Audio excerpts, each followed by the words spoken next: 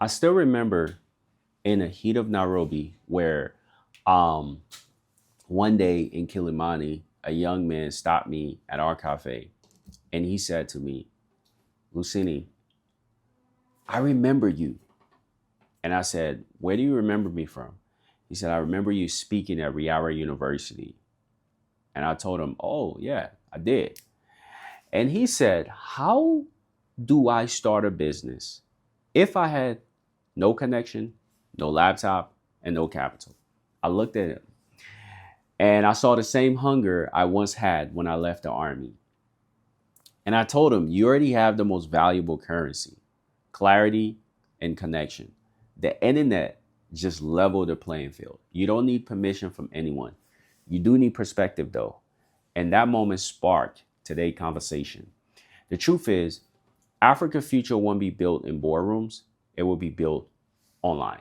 The next generation of millionaires in Africa, change makers, and nation builders won't be found in the office. They will be sitting behind the screen in Mombasa, Kigali, Abuja, Accra, understanding and selling knowledge, creating space to build system to help better the world. The digital age is here, right? For centuries, we've been sold a story that power sits elsewhere, that innovation belongs in Silicon Valley, in New York, and Los Angeles. But here's the thing.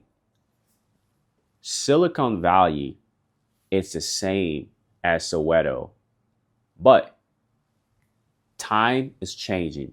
And in order for the new Silicon Valley to be Nairobi, to be Soweto, these are the things that must happen. We have to rewrite the story by shifting the perspective on how people in Africa see the digital entrepreneurship wave. Now, a young girl, picture this, a young girl in Nakuru can sell Canva templates to a client in Canada. A young boy in Kumasi can teach copywriting to CEOs in London. A single WhatsApp broadcast reaches more people than an entire radio could ever do in the last 20 years. This right now is Africa digital renaissance. Let me take you back. When I hung up my uniform while serving in the army, I had structure, I had discipline, but I had no roadmap for the next mission.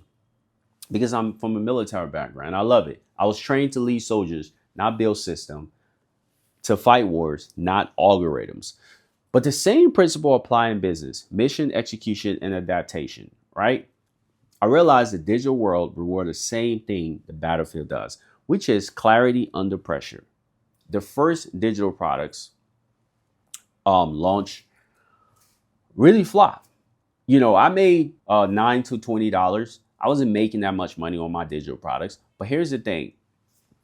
By the third time, I had cracked the patterns. People don't buy information, they buy transformation. The single insight became my flywheel, turning ideas into income and discipline into a digital dominance. And that's what Africa needs right now. Not more degrees, but that digital discipline, the ability to turn problems into solution and be able to sell it to people all across the world and be able to make money and change your generation or your family lineage. Now, with the ability to be able to do that, though, it comes with a mindset shift, right? And that mindset shift actually is what's going to redefine Africa and redefine it as being one of the dominant continent globally. Now, I need you all watching this video to stop thinking like an employee of circumstances and start acting like an architect of opportunity. Once I stopped waiting for the perfect condition, I started creating them. The same applied to an entire continent. We can't wait for policy to fix poverty. We can't wait for foreign aids to build freedom. We must create economy out of creativity. So digital entrepreneurship isn't just about income stream, it's about sovereignty strategy. More than 60% of people in Africa are under the age of 25. That is not just statistic alone. That is a storm waiting to be redirected. By 2030, we'll have over 700 million smartphone users. Imagine 700 million smartphone users. What does that mean? It means that a teenager from Nairobi can compete with a consultant in London if he or she understands the content, the code, and the e-commerce business. But here's the problem. Most of our youth are scrolling and not selling, are consuming and not creating, are comparing and not building. And the digital awakening begins when we flip that ratio, when one teenage in Africa decide, I'm done watching, I'm building. Then that's when the GDP curves, that's when influence multiply, and that's when freedom becomes viral. Right? Africa isn't late to the party. We're early to the transformation. We're early to the revolution because the world is entering a new phase and decentralization of value. Talent used to migrate to where opportunity live. Now opportunity travels to where talent connects online. When a designer in Nairobi earns in dollars through Fiverr, when a developer in Ghana shipped code for a startup in Dubai, when a coach in Lagos mentor clients in Canada, the borders blur and a new economy is born. This isn't charity. It's commerce without permission. This is how Africa dominates the market. And this is how I want people in Africa to start thinking. The global market is flooded with noise, but authority cuts through. Right? Entrepreneurship who wins in the next decade aren't the ones actually shouting the loudest. They're the ones that are solving the sharpest problem. In 2025, attention is the new currency, but trust is the bank. You build trust by showing up with value, not vanity. You build authority by storytelling with strategy, not sympathy. African creators have stories that command global attention, but only if we learn how to package pain into purpose and purpose into profit. So I need you all to understand that philosophy. If you're watching this, you're not just an individual. You're part of a continental call-up. Your phone is not entertainment, it's an infrastructure. Your voice is not small, it's scalable. Your idea is not local, it's limitless. The internet erases the excuses. The only question left is, will you execute on what is next? If you look at the surface, Africa seems chaotic, unstable politics, patchy infrastructure, power cuts, bureaucracy, and all the reason investors use to justify staying away. But look beneath the chaos and you will see something that scares old world. Momentum. If my travel to Kenya, Ghana, South Africa, I've seen undeniable truth. While West is aging, Africa is awakening. Every matatu driver uses M-Pesa.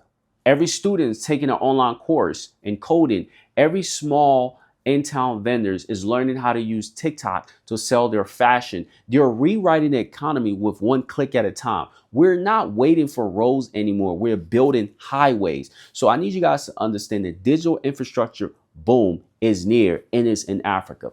Africa underseas internet cables now connect us faster than ever before. In the last 5 years alone, over 300,000 kilometers of fiber have been laid across the continent. That's not just data, that is destiny, because access changes everything. A village that once had no banks now can be able to have a bank through a smartphone. As students in Nairobi can learn from Stanford professor on YouTube for free. A young mother in Kigali can sell a handcraft jewelry in New York through Etsy.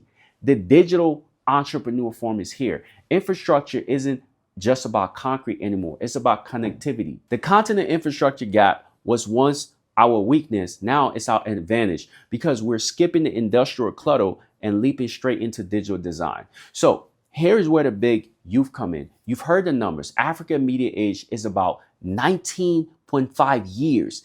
That's younger than India, China, and Europe. But the numbers don't excite me. The mindset do, because youth isn't a superpower until it's trained. Energy without direction is chaos. Potential without discipline is wasted gold. That's why leadership matters. That's why mentorship matters. And that's why every entrepreneur listening to this must understand we're not just building companies, we're building capacity. When we mentor 10 youth in the digital marketing, one of them becomes a millionaire. When we train 100 developers, 10 of them build scalable platform. When we teach 1,000 content creators on storytelling and monetization, 100 of them will shift the global narrative about Africa.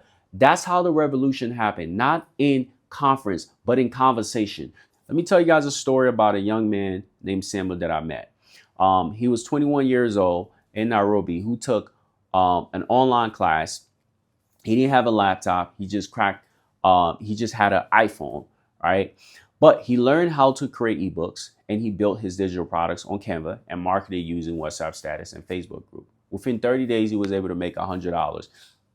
Now, I know that may sound small, but that's the same thing that his dad makes on a monthly salary.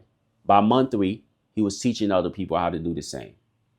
So you see, that's not just income, that's impact. The digital entrepreneurship in motion. Multiply that story by 1 million and you will understand why Africa is unstoppable. Here's what outsiders don't get and while we look at Africa as disadvantaged, we don't have legacy system, so we innovate faster. We don't have generation wealth, so we learn how to be resourceful. We don't have everything, but we use everything. In America, entrepreneur talk about A/B tests. In Africa, we talk about survival testing. You learn to sell not because you want to, but because if you don't eat.